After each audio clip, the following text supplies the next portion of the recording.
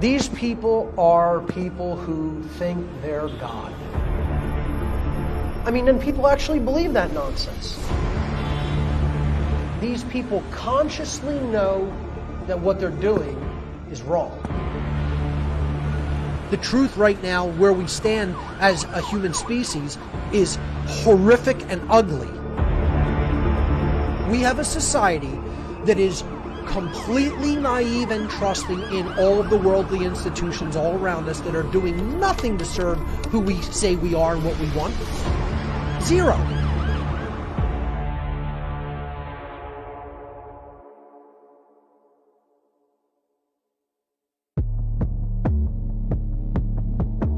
What's the true purpose of the so-called education system? It is to indoctrinate the young into the worldview of the state so that they are easy to control, present a skewed depiction of both past history and current social events, politically brainwash the young and impressionable. That's the real purpose of so-called mainstream education. That's why you're never going to have an informed population capable of critical thinking, because the owners of the world don't want that. The owners of society want obedient workers.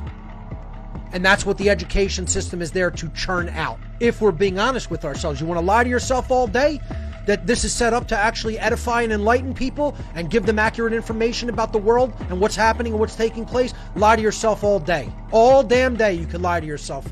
Go look in a mirror and practice lying to yourself about that. You know, you can get better and better at it. If we're being honest with ourselves, education is just another aspect of state indoctrination. It's the state putting their people in point positions to brainwash the young, to make them ignorant and docile so that they are easy to control by the state. That's all the modern indoctrination system really is, if we're being honest with ourselves. Banking and finance, where some of the highest level occultists operate from this world.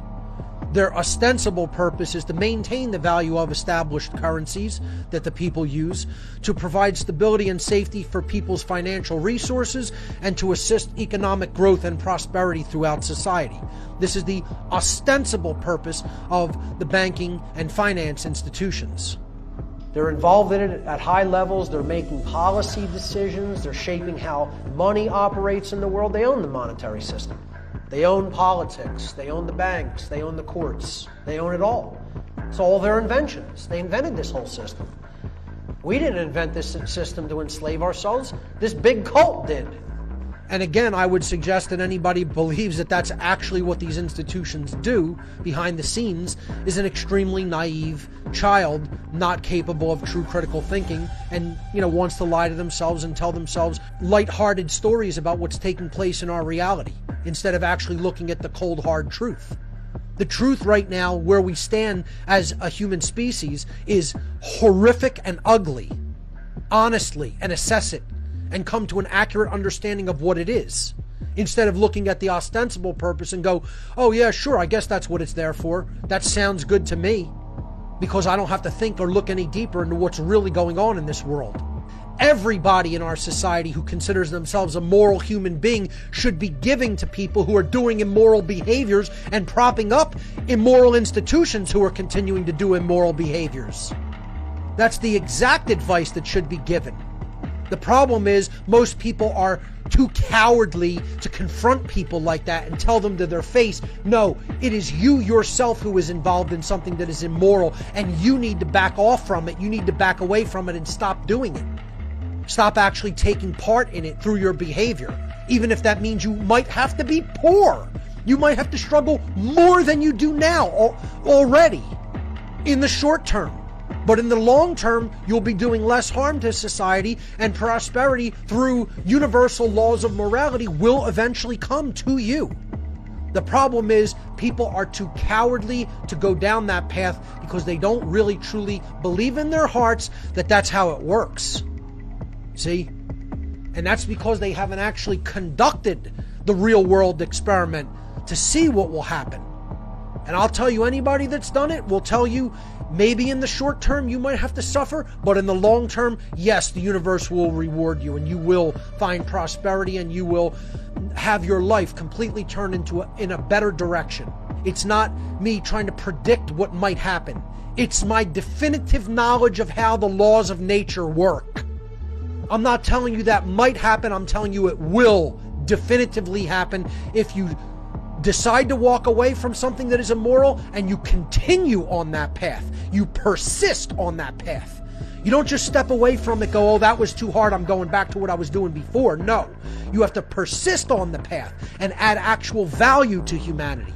Do something that actually does contribute value in a volitional way, in a voluntary way. And then you will see the universe come to your assistance and reward.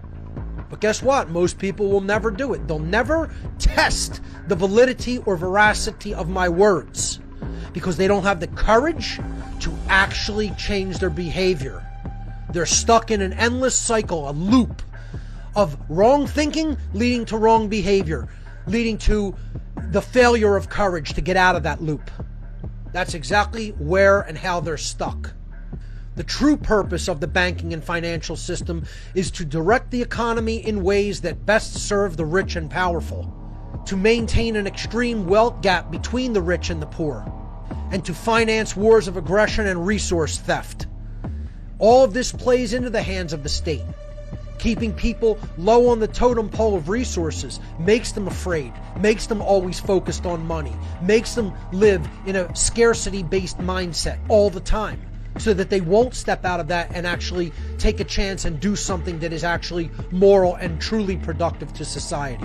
But most people won't be honest with themselves about how this works. They want to believe and trust in the ostensible purpose of the institutions of banking and finance. Make the rich richer and the poor poorer. Maintain that wealth gap. That's what they want. Because the poorer and more destitute people are, the more it becomes practically impossible for them to turn any amount of resources toward a pursuit of truth or helping others. They stay in total survival, our complex mode in the brain, always self-serving ideology, me thinking because I have to get mine, because I'm in such a state of deplorable resources. And that's where the ruling class wants people.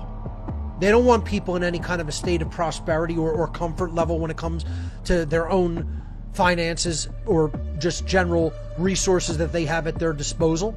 They don't want that. That doesn't serve their interests.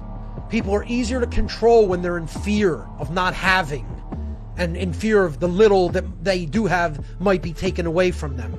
And so they won't step out of line. And that's what these institutions are here to do. Keep people in fear and keep them in line. The banks they're not doing anything to rectify the economy or help people to actually get up off of their feet financially.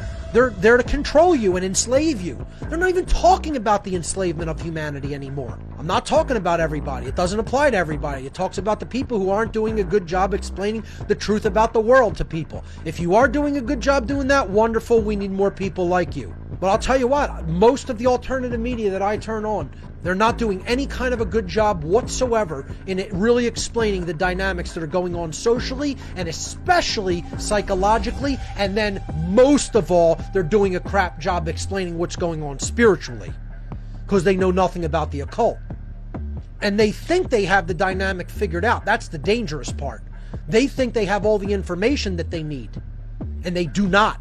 Most people still believe the mainstream media and its pundits are telling them anything resembling truth and trying to bring any value to their life by helping them make informed decision makings through accuracy of information. Most people still believe that the purpose of the so-called education system is to edify and enlighten people through genuine knowledge. We have a society that is completely naive and trusting in all of the worldly institutions all around us that are doing nothing to serve who we say we are and what we want. Zero. And most people have never studied psychology 1 second in their lives, so they don't have any understanding about how this works.